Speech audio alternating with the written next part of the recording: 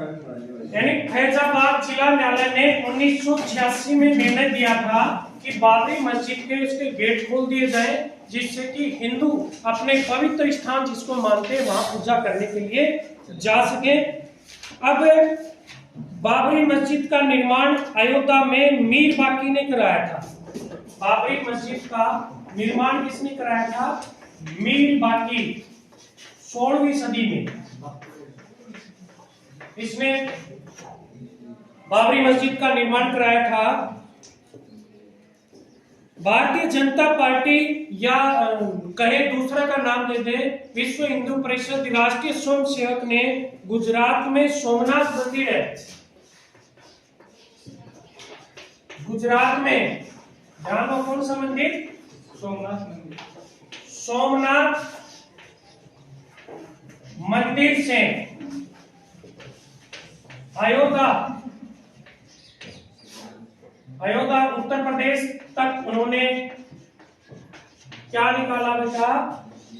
रथ यात्रा की। जनता के समर्थन प्राप्त करने के लिए उन्होंने क्या की?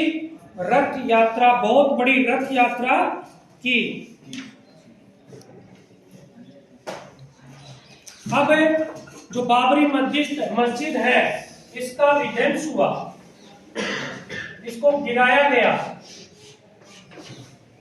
राम भक्तों ने बाबरी मस्जिद बनाने के लिए एक कार सेवा, आजकल फिर समाचारों में आ रहा है, कार सेवा कहते हैं उनको। ये शब्द बहुत अच्छा है कि राम भगत अपने राम मंदिर बनाने के लिए कहें कि श्रम दान करें, उन व्यक्तियों को क्या कहते हैं? कार सेवा। कार सेवा, कार सेवा के लिए लोगों को बुला लिया और पूरे देश के लोग आगे राम मंदिर निर्माण करने के लिए। और 6 दिसंबर 1992 को क्या कर दिया? 6 दिसंबर 1992 ईस्वी को बाबरी मस्जिद गिरा दी। बाबरी मस्जिद गिरा दी लोगों ने आवेश में आके। और तब क्या हुआ कि वहां बहुत सारे दंगे हुए। वहां सरकार किसकी थी? बीजेपी की पार्टी की थी। केंद्र में कांग्रेस की सरकार थी। कांग्रेस की सरकार ने वहां की बीजेपी सरकार को हटा दिया और वहां क्या लगा दिया? राष्ट्रपति शासन लगा दिया। और इसी तरह के विवाद 1984 में एक सिख दंगा भी हुआ था। 1984 में सिख दंगे हुए थे। और इसी तरह गोधरा 2002 में गुजरात में भी दंगे हुए थे। कहा? गुजरात में हिंदू और मुसलमानों के मध्य हुए। गुजरात में कैसे हुए कि ट्रेन में भर के लोग कह रहे कि 57 आदमी थे, कार सेवक जो मंदिर निर्माण में काम कर रहे थे, वो आ रहे थे, पूरी बोगी जल गई। लोगों ने सोचा कि मुसलमानों ने इनको जला दिया। तब आपस में हिंदू और मुसलमानों के बीच क्या हो गया था? दंगे हो गए थे। कितने आदमी थे? 57 आदमी थे। इस तरह से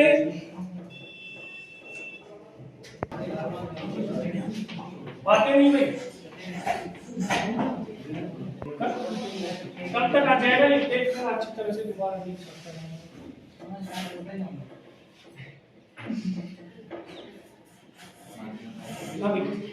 एक नई सहमति का उदय, यानी 1989 के बाद, बेटा ये ध्यान से देखना, 1989 के बाद कांग्रेस का तो क्या शुरू हो गया? पतन। और भाजपा का अभ्युदय। भाजपा की सीटें आने लगी और इसका क्या होता गया?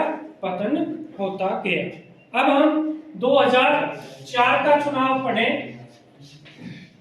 2004 का चुनाव, 2004 का, उसके बाद 9, इसके अंदर किसकी सरकार बनी थी?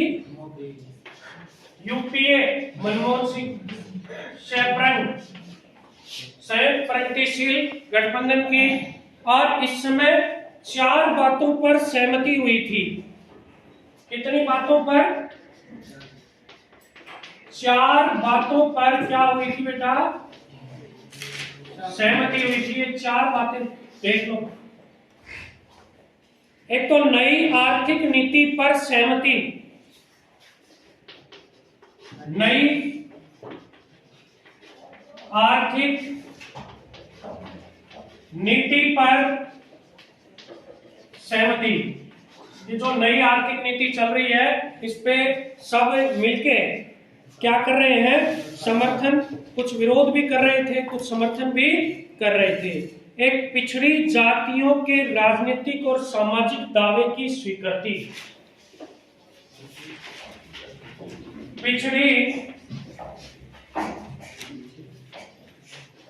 पिछड़ी जातियों के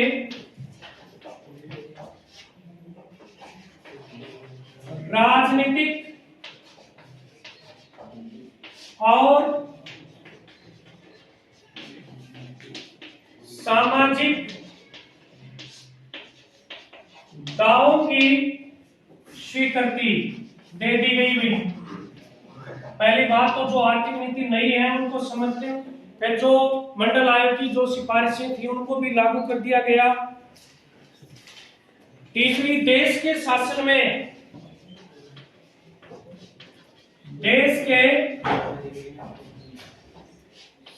में प्रांतों के क्षेत्रीय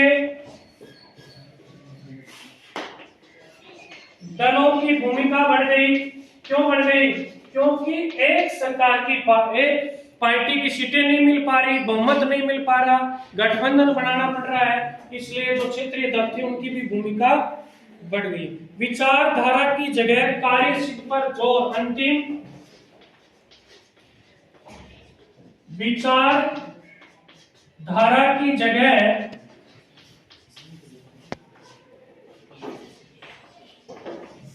कार्य सिद्ध पर जोर। यानी किसी पार्टी ने कोई इस तरह की विचारधारा नहीं बनाई और विचारधारागत सहमति के बगैर और विचारधारागत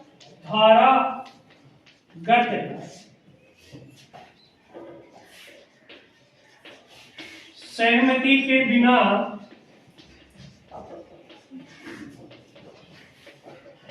राजनीतिक गठबंधन। देखें इन चार बातों को। 2009 में भी इनकी सरकार बनी, फिर 14 और 19 में एनडीए बीजेपी की सरकार पहली थी कि नई आर्थिक नीति पे क्या हुई, सहमति दी गई। अगला है जो पिछड़ी जातियों के राजनीतिक और सामाजिक की भूमिका की स्वीकृति दी गई। अगला है देश के शासन में जो प्रांतों के अंदर क्षेत्रीय दल पार्टियां हैं उनको सहमति दी गई। अगला है कि विचारधारा की जगह कार्यों पे ज्यादा ध्यान दिया गया। यदि कोई पार्टी की अपनी विचारधारा नहीं मिलती है तब भी उससे गठबंधन कर लिया कि अपन तो सरकार चलानी है चाहे किमी हो। ठीक है। अन्य पिछड़े वर्ग के लोग जागरूक हुए, राजनीति में भी वो भागीदारी लेने लगे। हमने पहले वाले पार्ट में एक संगठन बना था वामसेठ, एक संगठन था वामसेठ। क्या था? Backward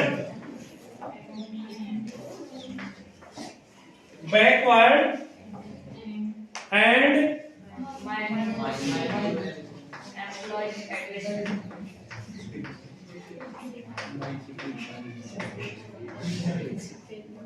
minority communities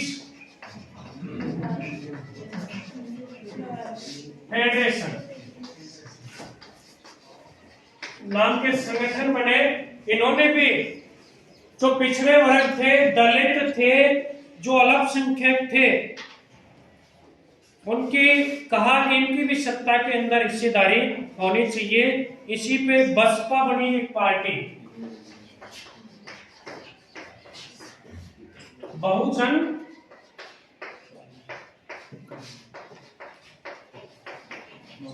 Samajwadi party. Bahujan Samajwadi party का गठन किया गया 1984 में। कब बनी है?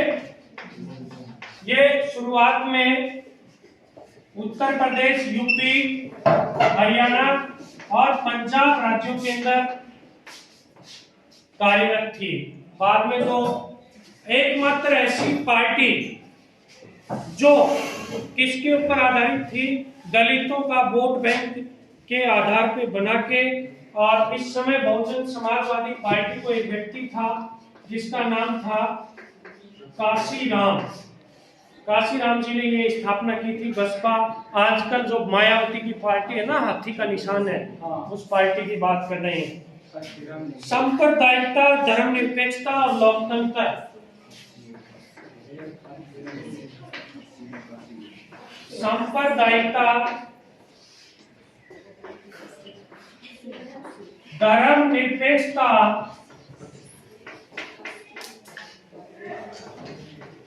और लोकतंत्र की बात करेंगे आप।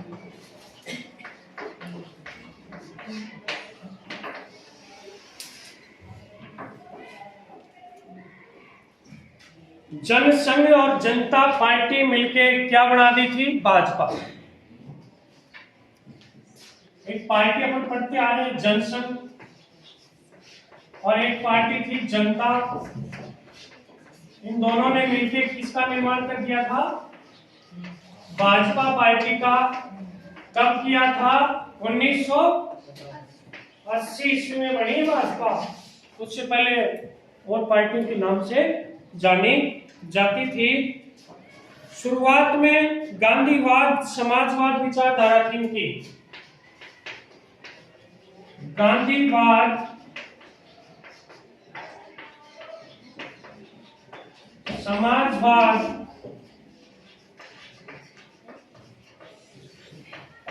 विचारधारा थी। शुरुआत में कैसी विचारधारा थी, गांधीवाद, समाजवाद की विचारधारा। लेकिन इसी भाजपा पार्टी की 1986 में थोड़ी सी विचारधारा में परिवर्तन आ गया। 1986 में इन्होंने हिंदू राष्ट्रवाद का विचारधारा बना ली। इन्होंने क्या बना ली, हिंदू राष्ट्रवाद। 6 साल तक तो बोले गांधी जी समाजवाद की विचारधारा। उसके बाद एक घटना हुई कि परिवर्तन होता गया और हिंदू राष्ट्रवाद की विचारधारा, हिंदुत्व और हिंदूपन को सबसे पहले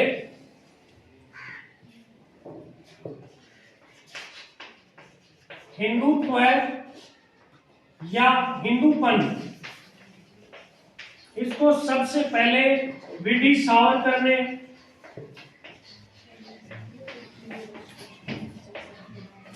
हिंदुत्व का जहां शब्द आता है वहां वी.डी. सावरकर का नाम जरूर लिया जाता है।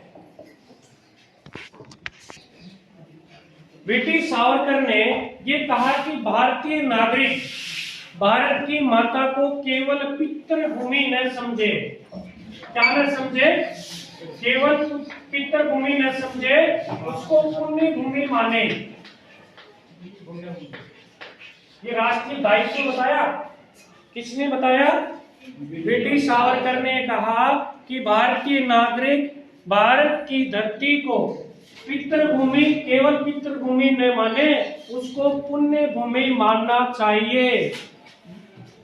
ये किसने कहा, वी.डी. सावरकर ने। एक शाहबानो का तलाक हुआ था, एक केस लेके।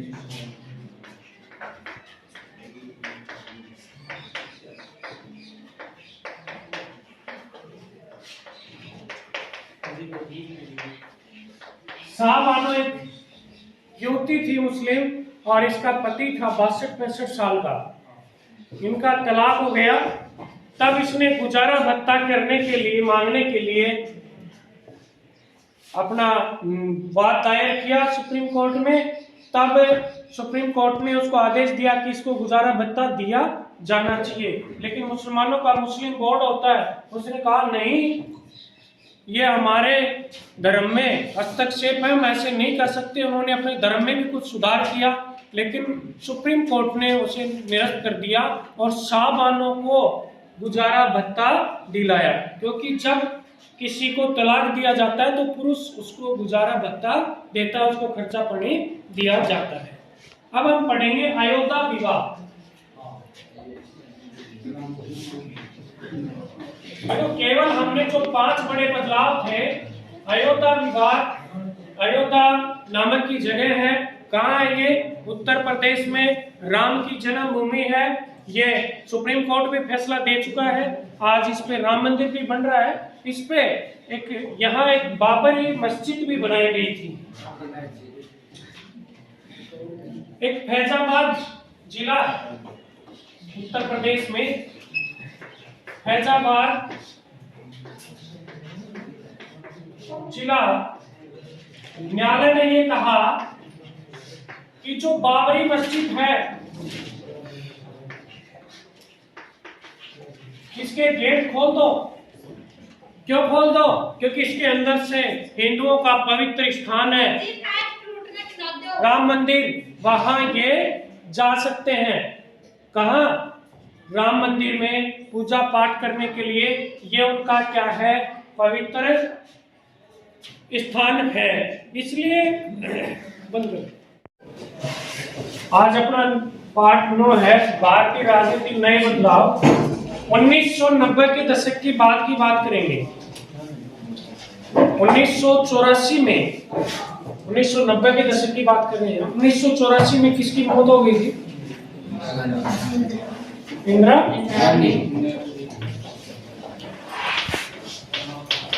इंदिरा गांधी की मृत्यु हुई थी 1984 ईस्वी। और इंदिरा गांधी की मृत्यु के पश्चात प्रधानमंत्री कौन बना था? इसके बाद प्रधानमंत्री कौन बना था? अरे इसका बेटा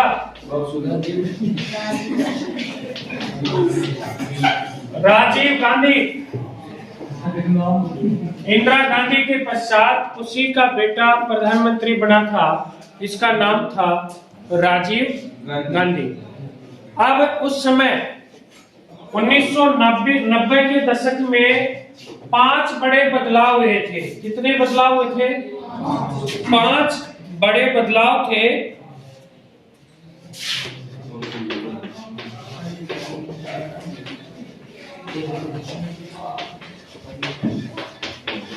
पांच बड़े बदलाव हुए थे, जिनमें से पहला है कि 1989 के चुनाव में कांग्रेस की हार। 1989 के चुनाव में कांग्रेस की हार।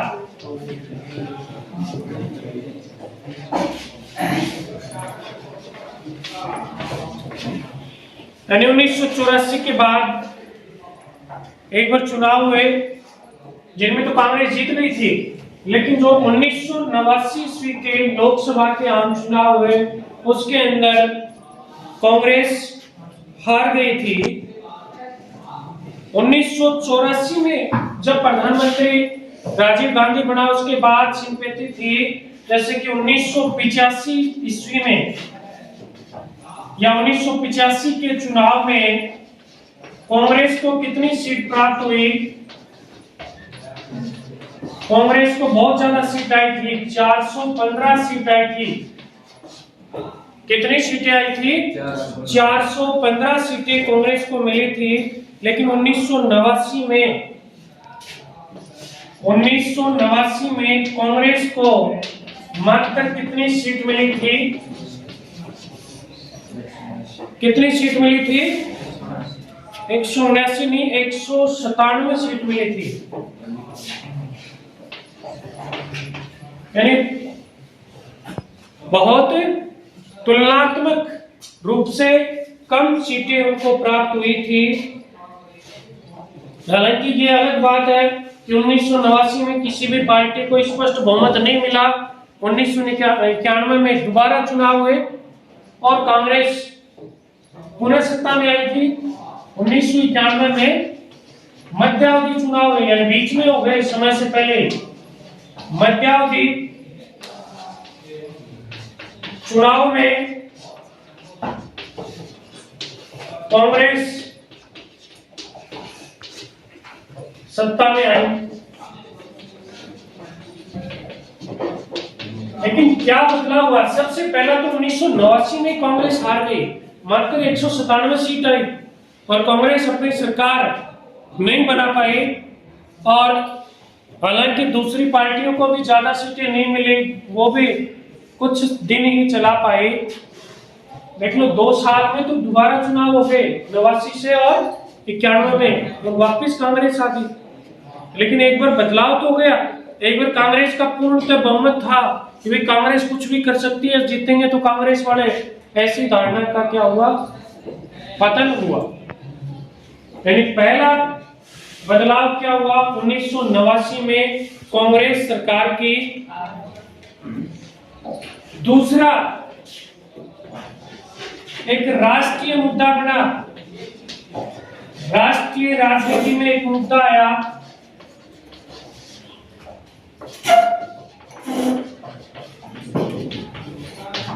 मंडल आयोग। ये उस समय बहुत बड़ा मुद्दा बना था। मंडल आयोग पिछड़े वर्ग के लोगों को सामाजिक और शैक्षणिक दृष्टि से, जो लोग पिछड़े हुए थे उनको आरक्षण देना, उनको सीटें देना, उस समय मंडल आयोग की सिफारिशें लागू करना, ये उस समय मुद्दा था। 1990 में राष्ट्रीय मोर्चा बना था। एक राष्ट्रीय मोर्चा की सरकार ने इसको क्या दिया था बेटा? इसकी जो मंडल आयोग की, मंडल आयोग क्या है इसके बारे में पढ़ेंगे।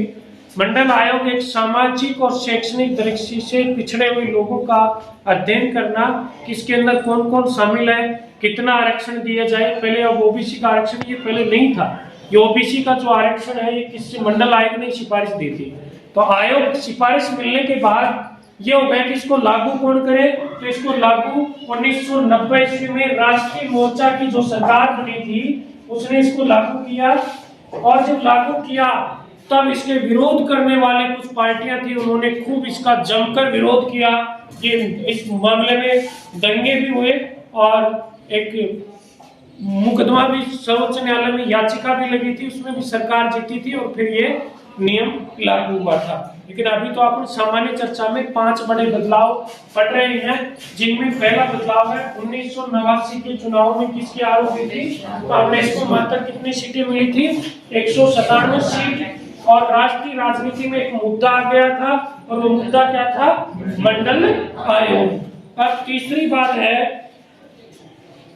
आर्थिक नीतियां। तीसरा मुद्दा है नई आर्थिक नीतियां।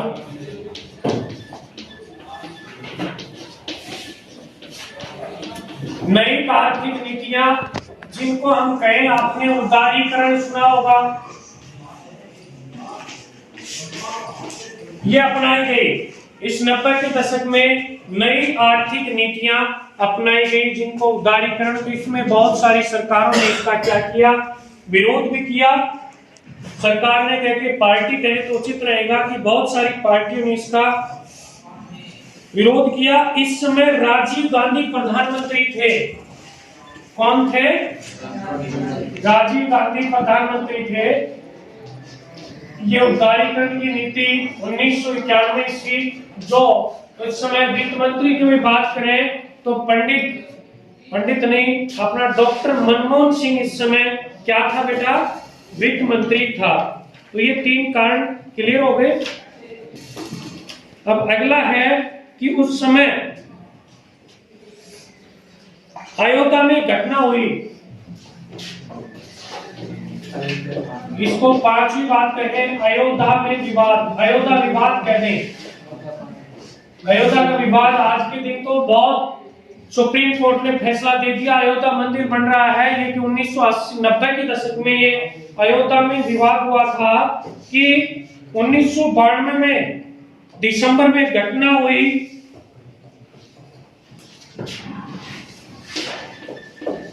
दिसंबर, और जहां तक मेरा विचार 6 दिसंबर है 1992 में घटना हुई कि वहां अयोध्या में क्या थी, बाबरी मस्जिद थी।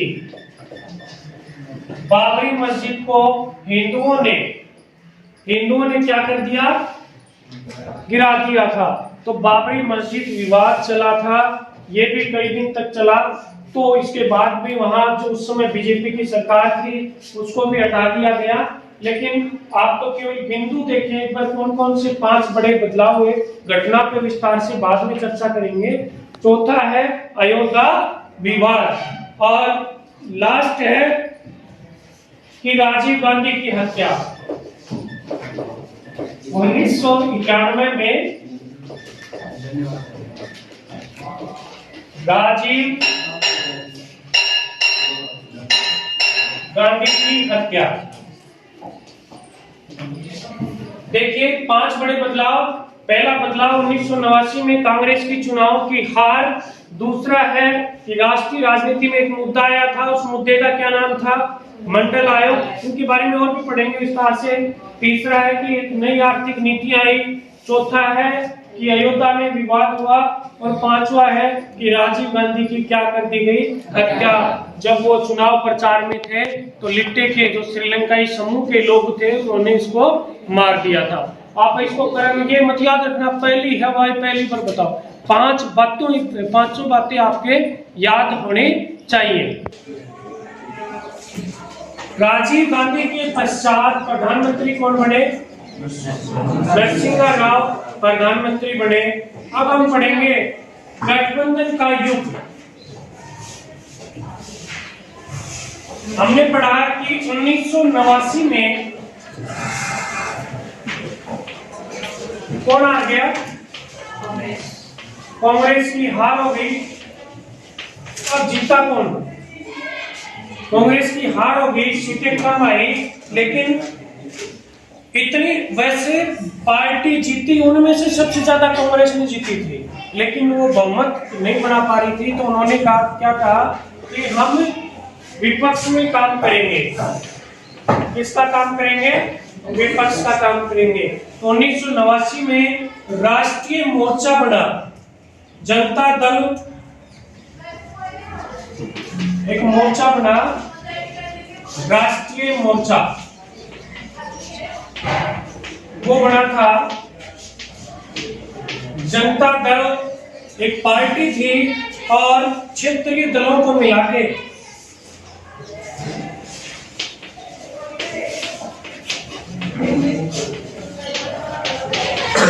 राष्ट्रीय मोर्चा की सरकार बनी। जनता दल और क्षेत्रीय दल मिला के, और भाजपा या बीजेपी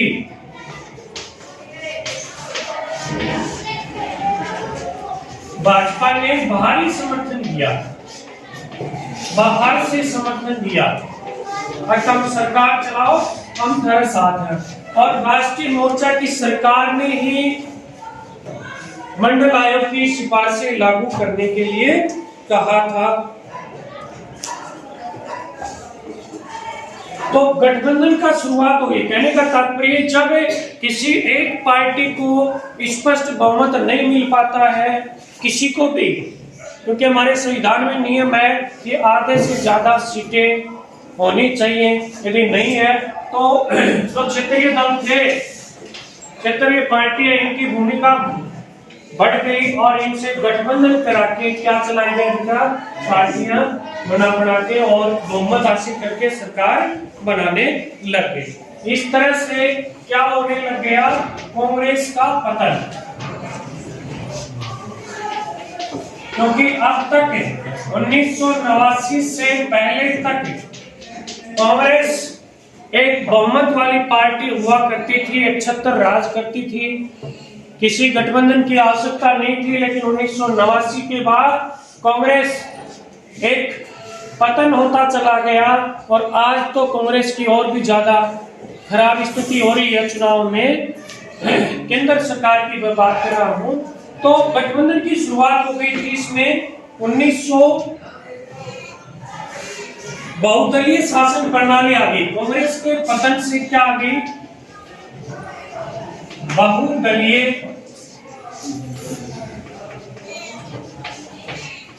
शासन प्रणाली।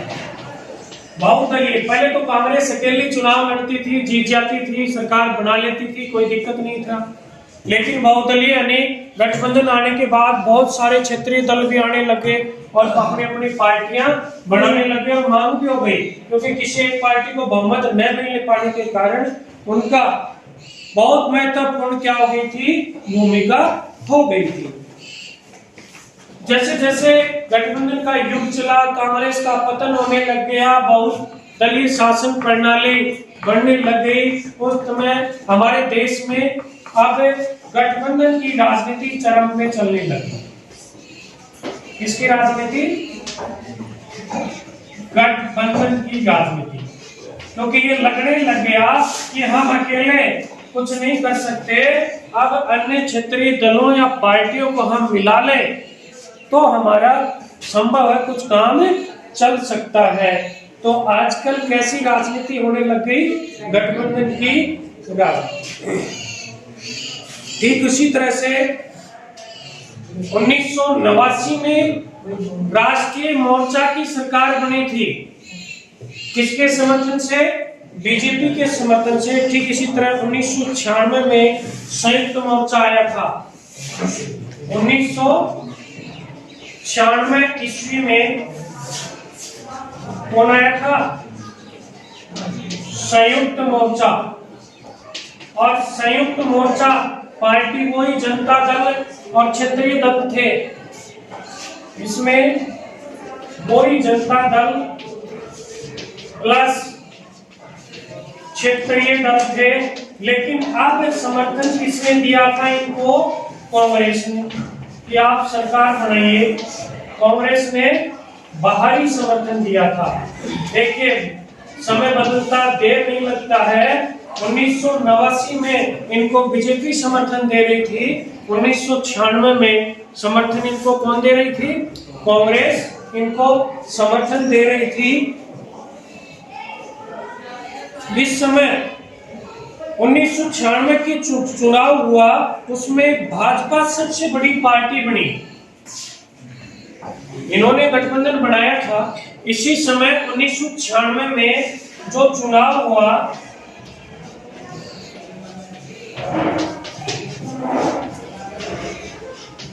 सबसे बड़ी पार्टी बनी बीजेपी, भाजपा। सबसे बड़ी पार्टी कौन बनी? भाजपा बनी। लेकिन भाजपा के पास भी इतनी सीट नहीं है कि सरकार बना ले।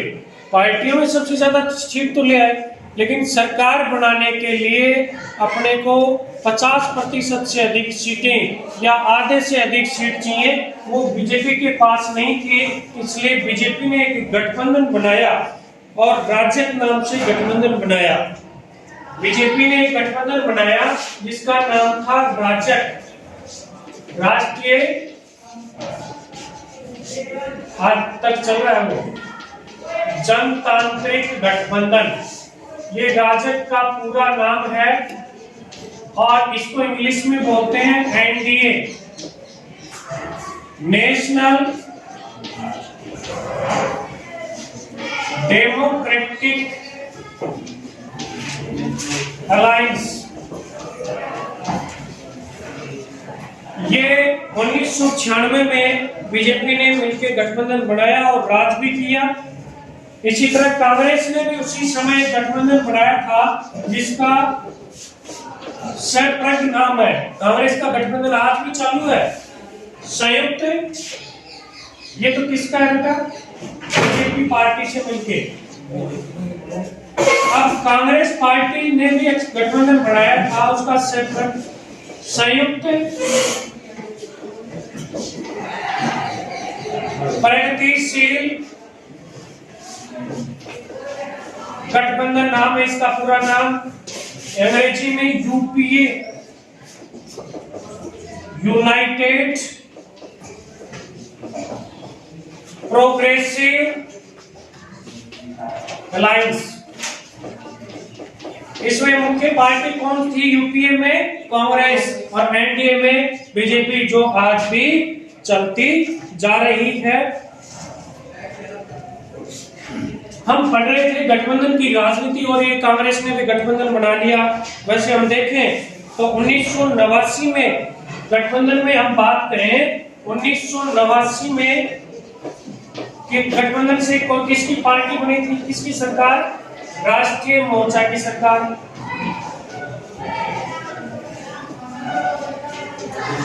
और 1996 में किसकी बनी थी? अभी पढ़ाया हमने, संयुक्त मोर्चा। किसकी बनी थी? संयुक्त मोर्चा की सरकार बनी थी।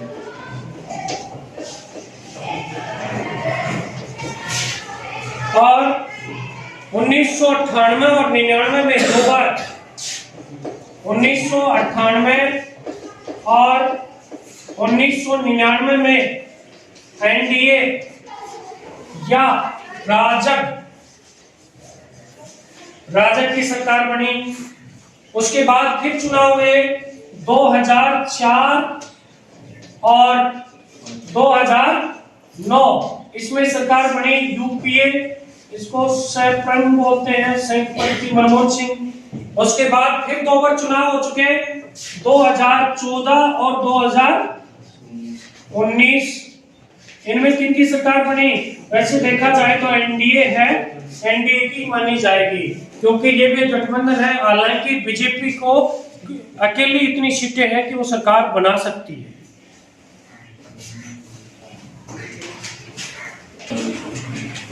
तो अब बात आई कांग्रेस प्रणाली। ये भी एक महत्वपूर्ण बिंदु है कि कांग्रेस प्रणाली क्या है, क्या होती है कांग्रेस प्रणाली। वैसे देखा जाए तो कांग्रेस खुद में ही एक गठबंधन नुमा पार्टी थी। ये कांग्रेस कैसी पार्टी थी? गठबंधन नुमा पार्टी।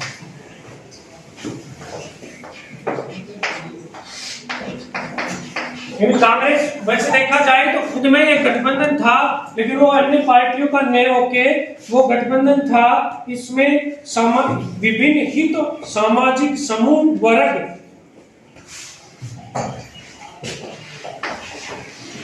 विभिन्न हित सामाजिक समूह और वर्ग, इन सबको मिला के क्या बना रखी थी कांग्रेस पार्टी। पहले से गठबंधन कर रखा था इसने, और ये परिघटना कांग्रेस प्रणाली कहलाती है। ये जो परिघटना है ये क्या कहलाती है? कांग्रेस प्रणाली। देखिए आपसे क्वेश्चन पूछा जाएगा कांग्रेस प्रणाली क्या है? पार्टी नहीं, प्रणाली। कांग्रेस प्रणाली यह है कि कांग्रेस पार्टी एक गठबंधनुमा पार्टी थी जिसमें विभिन्न हित सामाजिक समूह और वर्ग के लोगों को शामिल किया गया था। इसी परिघटना या इसी बात को कांग्रेस प्रणाली कहा जाता है। क्लियर? कांग्रेस प्रणाली क्या है इसका आप आंसर दोगे। कांग्रेस पार्टी एक गठबंधन नुमा पार्टी थी, यानी कांग्रेस पार्टी में अंदर ही गठबंधन था और वो पार्टियों का न होके वो विभिन्न हित के लोग, सामाजिक समूह और वर्ग, यानी बहुत सारे हितों को साधने वाले उन लोगों को मिला के एक गठबंधन किया गया था। इसी को क्या नाम दिया गया बेटा? कांग्रेस प्रणाली। ध्यान रखना ये। अब अन्य पिछड़ा वर्ग का राजनीतिक उदय। अन्य पिछड़ा वर्ग का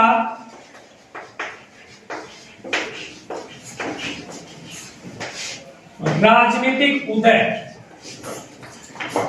यानी अन्य पिछड़ा वर्ग, अदर बैकवर्ड क्लास। अब मंडल आयोग भी पढ़ेंगे हम, ये भी राजनीति में आने लगे।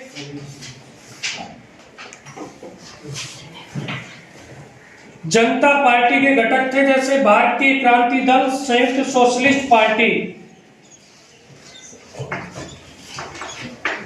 भारतीय क्रांति दल और बेटा सोशलिस्ट पार्टी।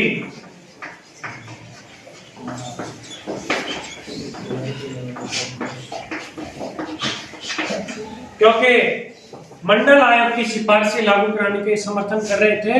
तो जो भारतीय क्रांति दल नाम की पार्टी थी और सोशलिस्ट पार्टी, ये अन्य पिछड़े वर्गों के लोगों के बहुत से मेलजोल रखती थी, अपना मेलजोल या कहे तो अपना जनाधार समझती थी।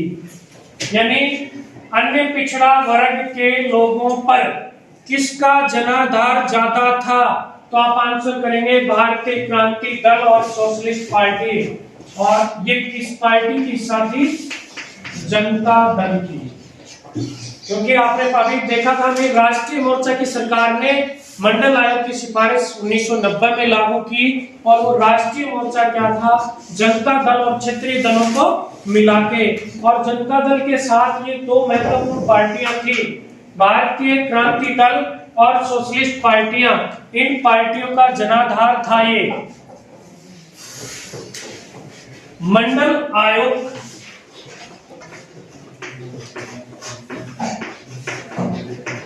मंडल आयोग का लागू होना, मंडल आयोग लागू हुआ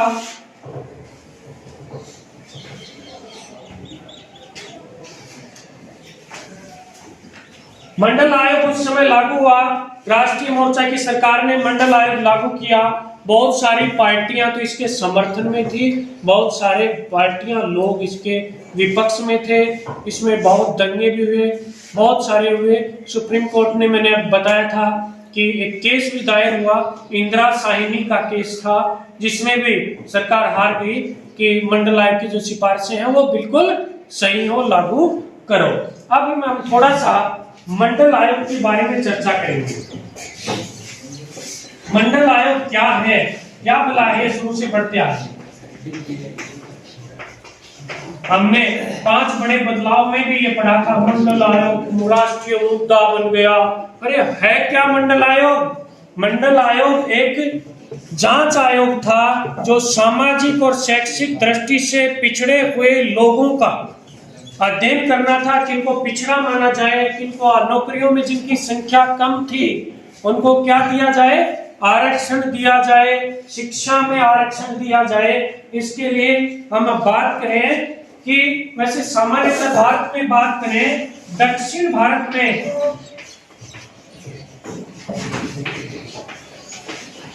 1960 में ओबीसी को आरक्षण था।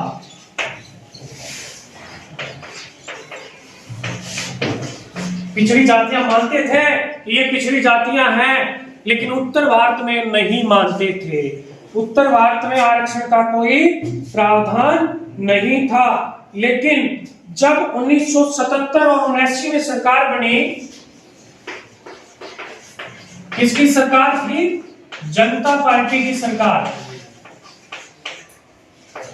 तब इन्होंने पिछड़े वर्गों की बात कही कि पिछड़े वर्गों के ऊपर भी बात किया जाए और इनको आरक्षण देने के लिए एक इस तरह का जांच आयोग या कमेटी गठन करना चाहिए जो रिपोर्ट दे सके।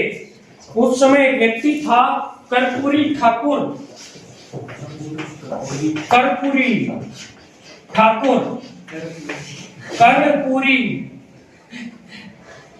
ये रहे कर्पूरी ठाकुर बिहार का सीएम था। इन्होंने कहा कि बिहार में मैं पिछड़े लोगों को आरक्षण दूंगा और इस क्रांति का कि आप केंद्र में भी कुछ इसके लिए कीजिए। तो 1978 में इस मंडल आयोग बनाया गया। मंडल आयोग की स्थापना कब हुई?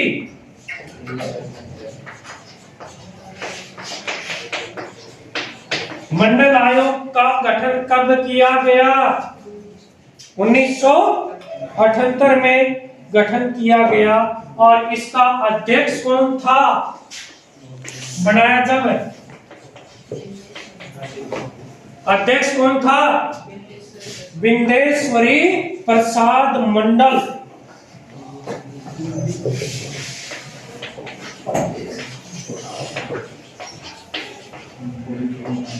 विंदेश्वरी प्रसाद मंडल। देखो अपना हिंदुस्तान का निवासी है कि अपनी विशेषता है कि आप छोटो नाम लिया विंदेश्वरी प्रसाद मंडल। तो अकेला मंडल आयोग ही कह दियो। यानी जो जांच आयोग था उसका अध्यक्ष था बिंदेश्वरी प्रसाद मंडल, तो बिंदेश्वरी प्रसाद मंडल आयोग एक खातिर एक ही नाम दे दियो, मंडल आयोग। जो इसका अध्यक्ष था ना जांच आयोग, उसी का नाम प्रसिद्ध हो गया। ठीक है ना, जैसे अपने सारे आयोग पढ़ते हैं उनका शॉर्ट में नाम ऐसे जानते हैं। तो मंडल आयोग की स्थापना कब हुई? 1978 में। इसका अध्यक्ष कौन था? बिंदेश्वरी प्रसाद मंडल इसका बेटा अध्यक्ष था। और इसने पिछड़े लोगों की, जो सामाजिक और शैक्षणिक दृष्टि से पिछड़े लोग, किनके ऊपर रिपोर्ट दी? सामाजिक और शैक्षणिक दृष्टि से पिछड़े लोगों के ऊपर अध्ययन किया। और सिफारिश कब दी इसने? 1980 में। अपनी जो रिपोर्ट थी वो कब दे दी बेटा? 1980 में अपनी रिपोर्ट दे दी। बिंदेश्वरी प्रसाद जो मंडल था, इसने अपने 1978 में तो इसको आयोग गठन किया, 2 साल में अपनी रिपोर्ट दे दी। क्या रिपोर्ट दी? कि इनको 27% सीट दी जाए, 27% सीट का इनको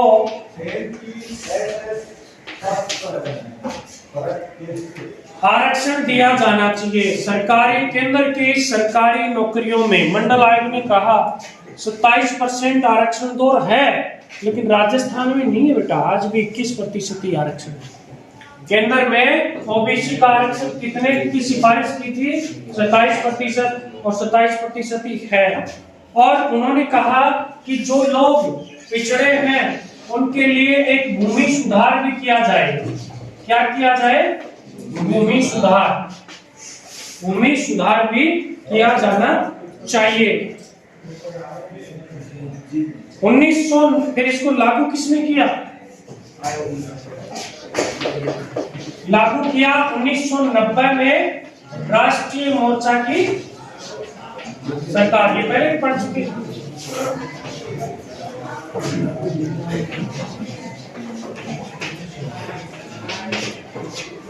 राष्ट्रीय मोर्चा की सरकार 1990 में इसको लागू किया गया। लोगों ने मंडल आयोग के खिलाफ एक सुप्रीम कोर्ट में केस दायर किया कि ये गलत कर दिया, हमारा क्या होगा, इनको आरक्षण दे दिया। और ये केस था इंदिरा साहिनी केस। इस केस का नाम था, ये केस भी इंदिरा, बहुत इंपॉर्टेंट केस है, इंदिरा साहिनी केस। आपसे पूछा जाए कि इंदिरा साहिनी केस क्या मामला है?